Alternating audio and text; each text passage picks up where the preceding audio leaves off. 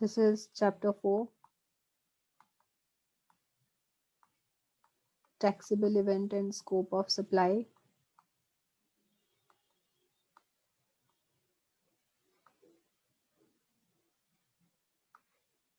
And under this, we are discussing section 7(1),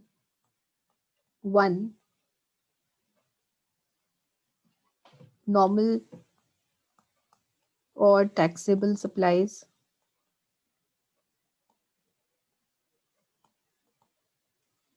जिसके under हमें 3 sections करने हैं, 7(1)A, 7(1)B एंड 7(1)C. इसमें से हम 7(1)A एंड 7(1)B डिस्कस कर चुके हैं. 7(1)A में हमने क्या डिस्कस किया था? All forms of supply made for consideration.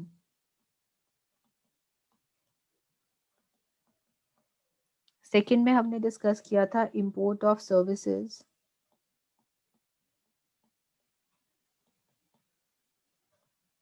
And अभी हमें डिस्कस करना है सप्लाईज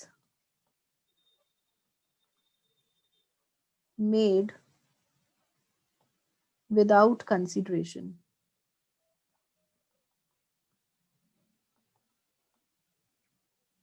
ठीक है जी.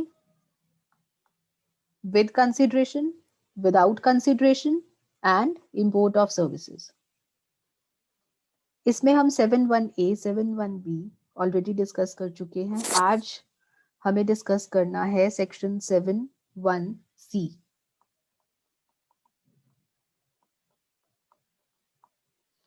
सेक्शन 7(1)C के लिए मैंने आपको कहा था we have activities mentioned in schedule 1. जो स्केड्यूल 1 में एक्टिविटीज लिखी हुई हैं वो 7(1)C में आएंगी. लिखा क्या है? स्केड्यूल 1 में कौन कौन सी एक्टिविटीज लिखी हैं? चलिए जी देखते हैं. 4 एक्टिविटीज हैं इसमें, जिसमें कि फर्स्ट है परमानेंट ट्रांसफर और डिस्पोजल ऑफ बिजनेस एसेट्स. जब आप अपने बिजनेस एसेट्स कौन से होते हैं? ऐसे एसेट्स जो आप बिजनेस में इस्तेमाल कर रहे हैं, जैसे कि प्लांट, मशीनरी, ऐसे एसेट्स. तो जब आप अपने बिजनेस एसेट्स का निपटारा करते हैं, what is disposal? What does disposal mean? Disposal means निपटाना. आपके बिजनेस एसेट्स अब आपको नहीं चाहिए तो आप उन्हें या तो सेल कर देते हैं या किसी को हैंड ओवर कर देते हैं या फिर उनको डिस्पोज ऑफ कर देते हैं. ऐसा आप करते हैं विदाउट कंसिडरेशन. अगर आप ऐसा करते हैं विदाउट कंसिडरेशन, आप हैं ABC लिमिटेड और आप अपने बिजनेस एसेट्स को XYZ लिमिटेड को ट्रांसफर कर देते हैं और XYZ लिमिटेड बदले में आपको कुछ भी नहीं देती. बदले में आपको कुछ नहीं मिला, कंसिडरेशन नहीं मिली कोई. क्या ये सप्लाई मानी जाएगी? यस.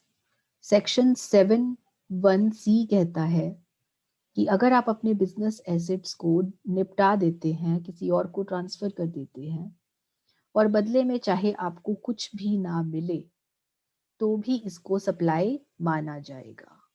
This is supply. ठीक है जी. बिना कंसीडरेशन के भी इसको सप्लाई माना जाएगा. अगर हम 7(1)A की बात करें तो जहां पे कंसीडरेशन है सिर्फ वही सप्लाई है. जहां पे बदले में कुछ नहीं आया, आप उसको सप्लाई नहीं मानते थे जब हम 7(1)(a) की बात कर रहे थे। लेकिन 7(1)(c) की जब हम बात कर रहे हैं, तो उसमें हम ऐसे केसेस करेंगे जहां पर चाहे कंसीडरेशन आए या फिर ना आए, ऐसी ट्रांजैक्शंस को आप हमेशा सप्लाई मानेंगे। दूसरा इसमें आता है सप्लाई बिटवीन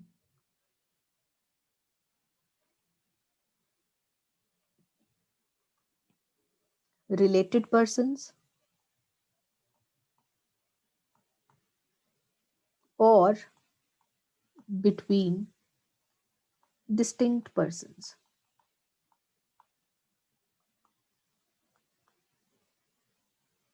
ये आता है दूसरा पॉइंट।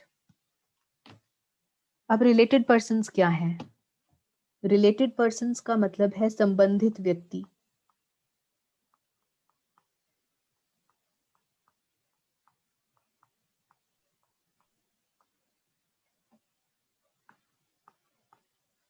रिलेटेड पर्सन्स मीन्स संबंधित व्यक्ति। और डिस्टिंक्ट पर्सन्स का मतलब क्या होता है? अलग व्यक्ति।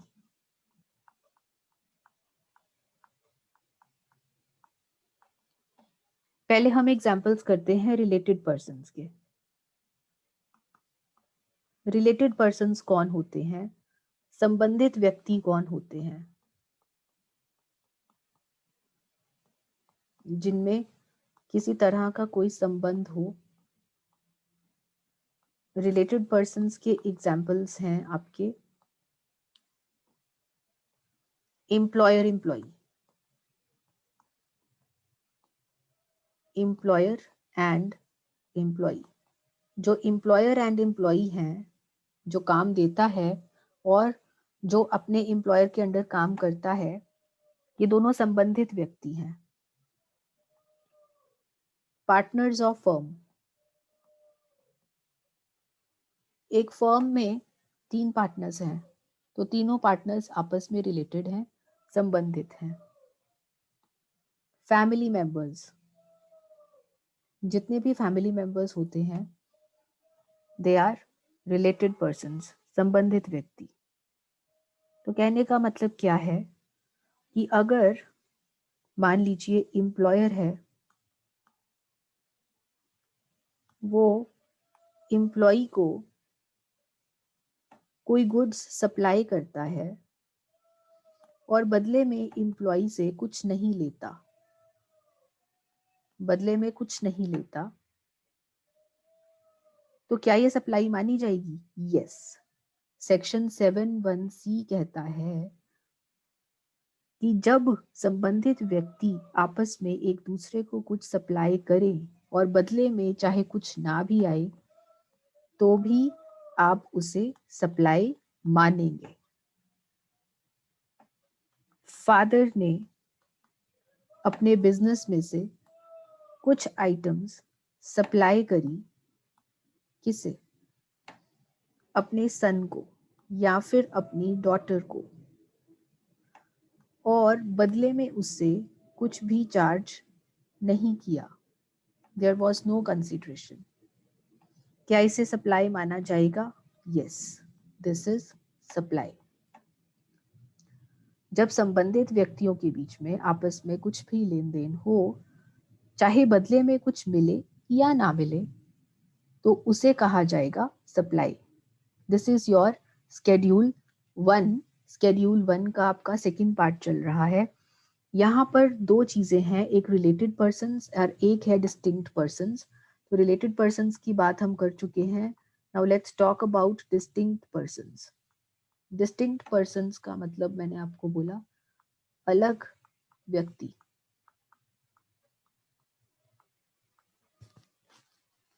इसमें देखिए डिस्टिंक्ट पर्सन्स में क्या आता है।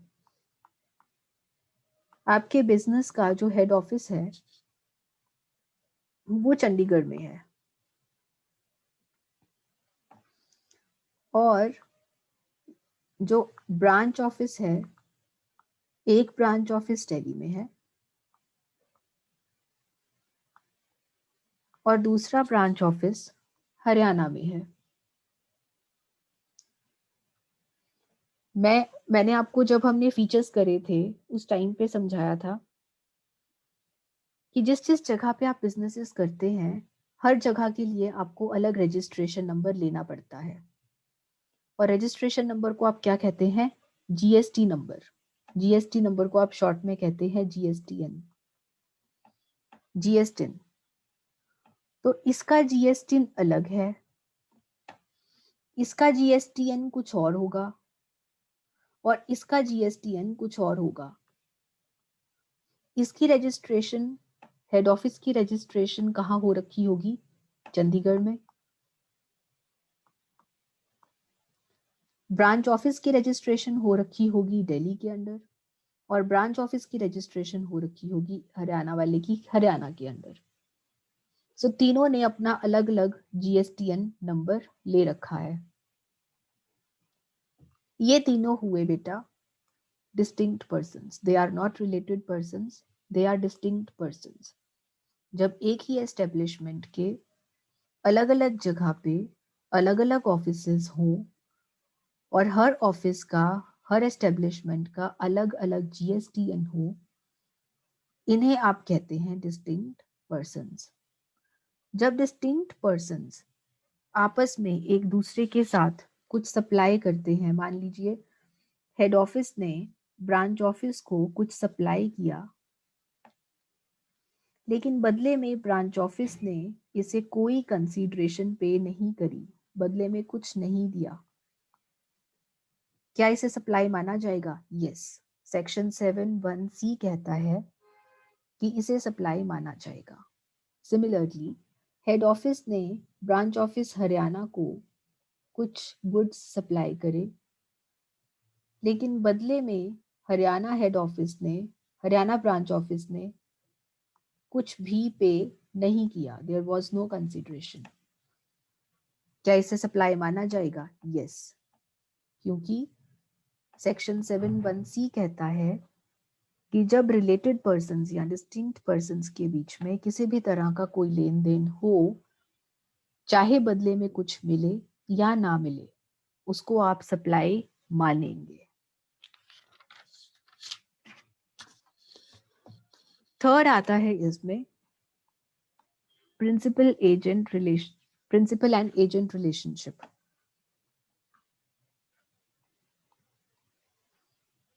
Supply between principal and agent.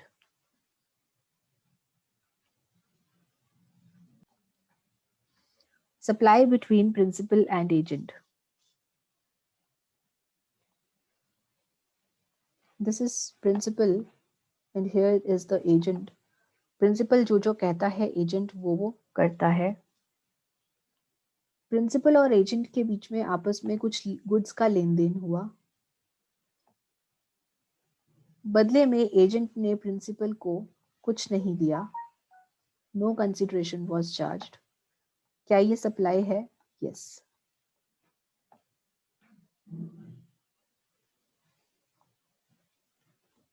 And last point is import of services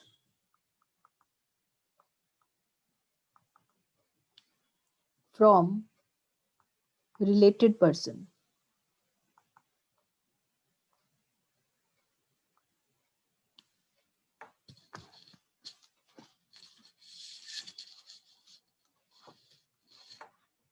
This is ABC Limited और ये इंडिया में है। ABC Limited की एक ब्रांच है और ये ब्रांच है आउटसाइड इंडिया।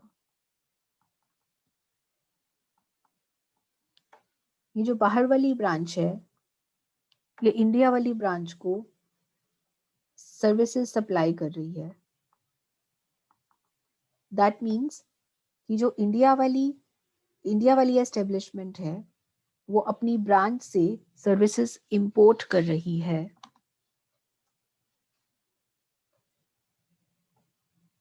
क्या ये सप्लाई है? Yes, this comes under supply. 7(1)(c) says this comes under supply. With consideration हो या विदाउट कंसिडरेशन हो, फर्क नहीं पड़ता।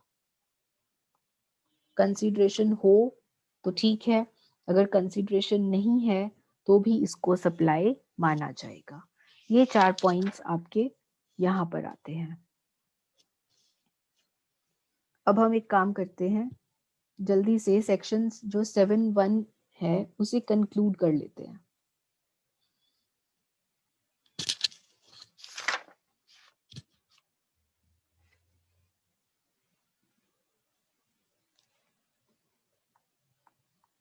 सेक्शन 7.1 क्या है? सेक्शन 1 नॉर्मल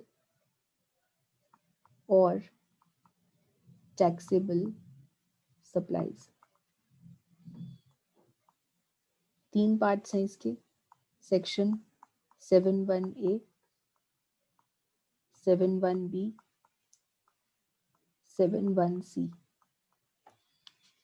7.1A में है supplies with consideration.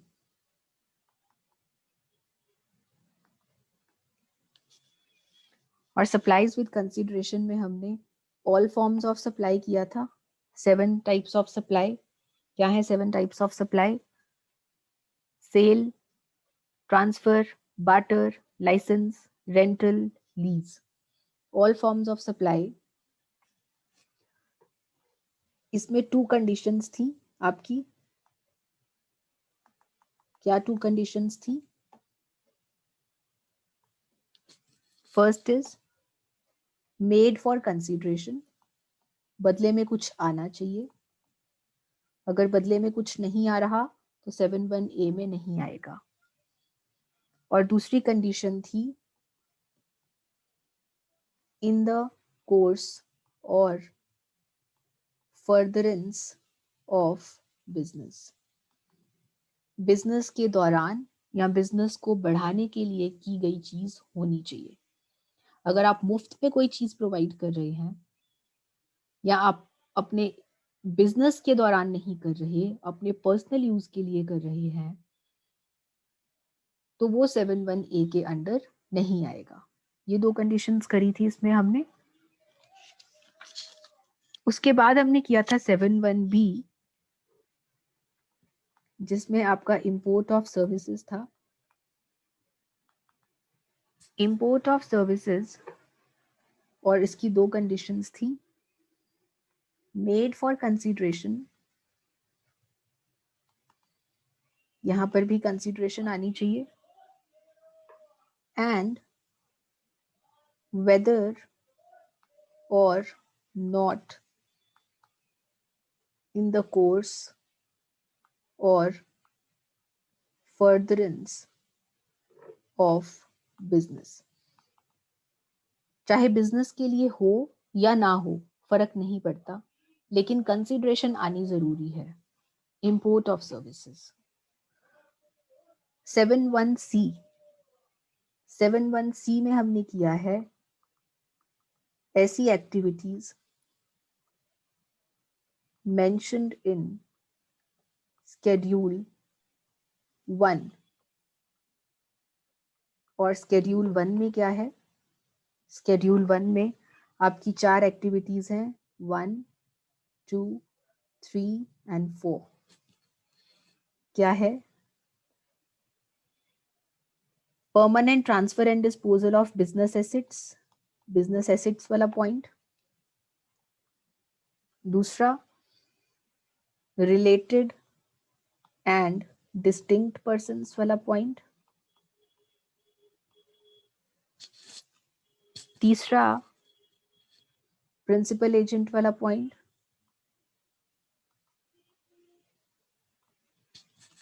And last है आपका import of service from related person.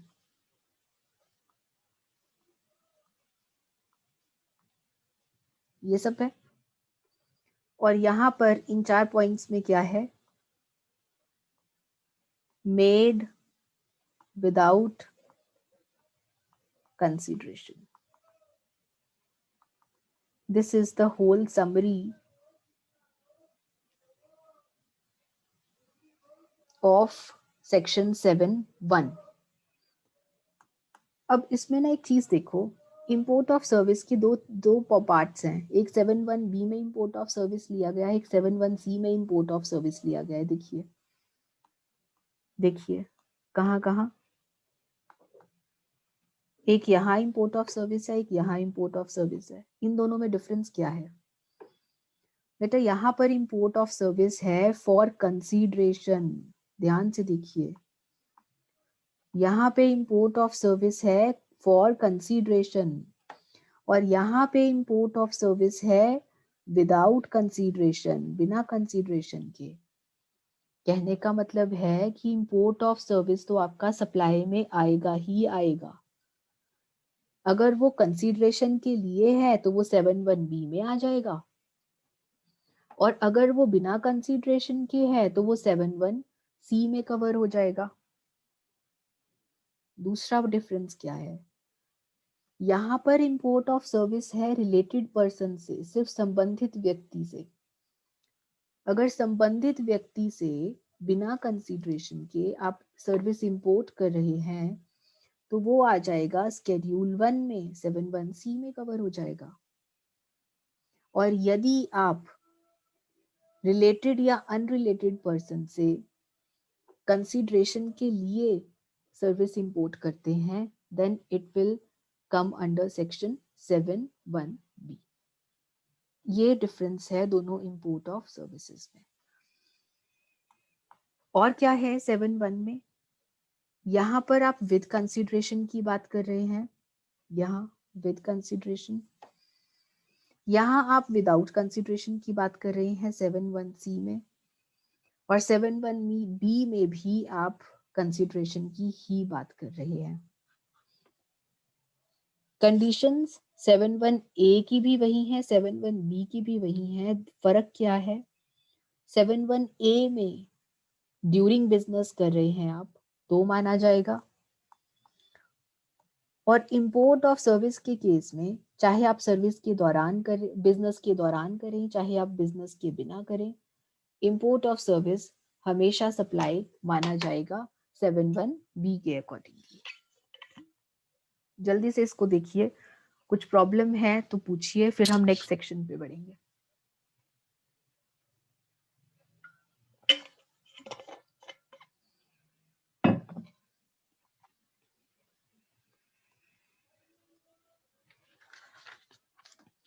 जब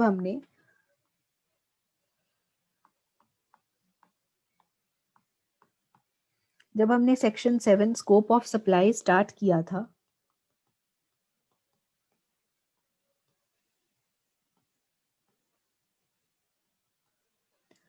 तो मैंने आपको बोला था this section is divided into 4 parts, 7(1), 7(1)A,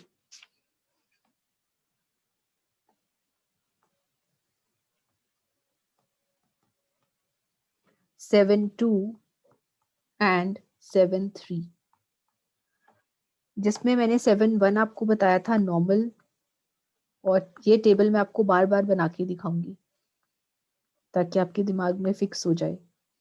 normal और टैक्सेबल सप्लाईज, ये सेक्शन है आपका डीम्ड सप्लाई वाला 1A। 7(2) आपका है नॉन टैक्सेबल वाला, नॉन टैक्सेबल सप्लाईज जिनके ऊपर टैक्स नहीं लगता, सप्लाई तो है लेकिन टैक्सेबल नहीं है। और ये था आपका डिक्लेयर्ड सप्लाई वाला सेक्शन। अब इसमें से हमारा this part is done, this is done. और इसमें हमने क्या किया है, इस पार्ट में क्या क्या किया है, 7(1)A, 7(1)B, 7(1)C with consideration, without consideration, and import of service। और इसमें हमने बात करी है स्केड्यूल 1 की, यही किया है, ये हमने कर लिया है। अब हमें करना है 7(1)(a) डीम्ड सप्लाई। अब हम ये करना स्टार्ट करेंगे, डीम्ड सप्लाई। स्टार्ट करते हैं section 7(1)(a) deemed supply. Deemed का मतलब है माना जाना, माना जाएगा कि ये सप्लाई है। क्या माना जाएगा, किसे माना जाएगा कि सप्लाई है? कहाँ देखेंगे आप? इसके लिए है आपका स्केड्यूल 2। जो एक्टिविटीज स्केड्यूल 2 में मेंशन है वो मानी जाएंगी कि सप्लाई है। क्या लिखा है स्केड्यूल 2 में? कौन सी एक्टिविटीज लिखी हैं जिनको आप सप्लाई मानेंगे? 5। There are 5 activities. कौन सी हैं? ट्रांसफर, ट्रांसफर को सप्लाई माना जाएगा। लैंड एंड बिल्डिंग, क्या प्रोविजंस हैं देखेंगे। ट्रीटमेंट और प्रोसेस, क्या प्रोविजंस हैं देखेंगे। ट्रांसफर ऑफ बिजनेस एसेट, देखेंगे क्या लिखा है इसमें। And transactions under supply of services, ये करने वाले हैं हम इसमें स्केड्यूल 2 में। 7(1)(a) में क्या है कि डीम्ड सप्लाई किसे माना जाता है, और इसमें हम स्केड्यूल 2 की एक्टिविटीज पढ़ेंगे कि स्केड्यूल 2 में जो एक्टिविटीज आएंगी उनको आप डीम्ड सप्लाई मानते हैं। और वो कौन कौन सी एक्टिविटीज हैं? ये 5 जो आपको चार्ट में दिखाई दे रही हैं।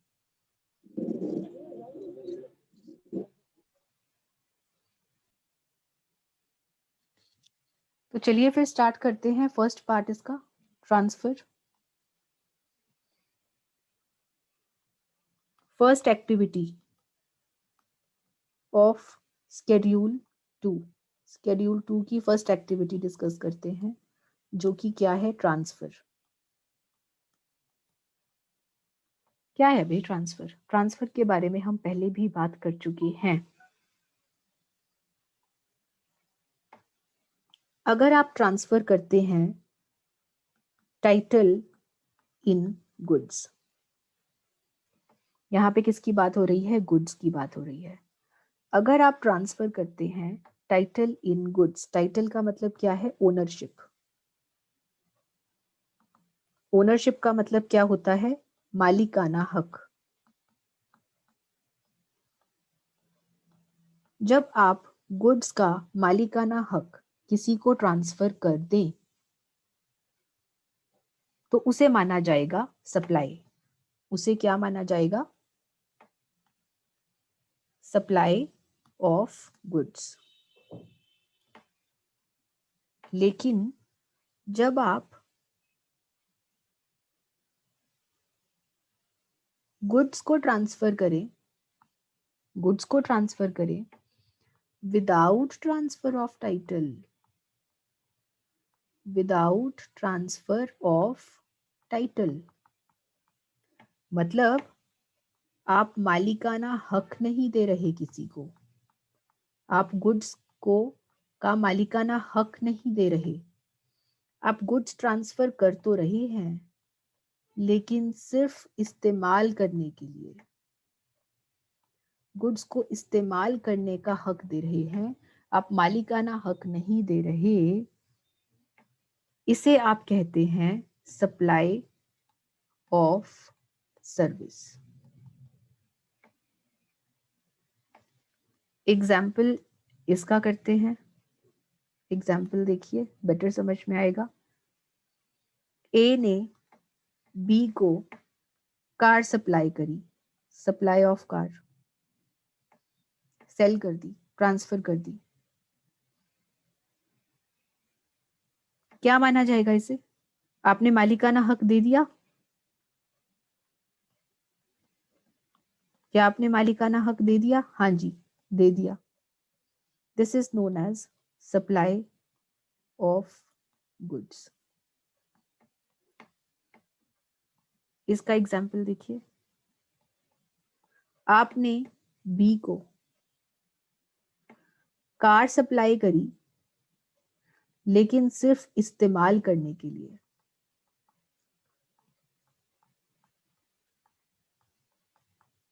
सिर्फ इस्तेमाल करने के लिए। क्या आपने मालिकाना हक दे दिया कि ये कार अब तेरी हो गई? क्या आपने मालिकाना हक दिया? नहीं दिया।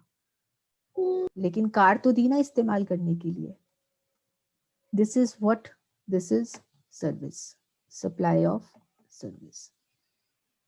सो पहला पार्ट क्या है डीम्ड सप्लाई 7(1)(a) का, कि जो ट्रांसफर है उसे आप सप्लाई मानेंगे अगर आप टाइटल ट्रांसफर कर रहे हैं।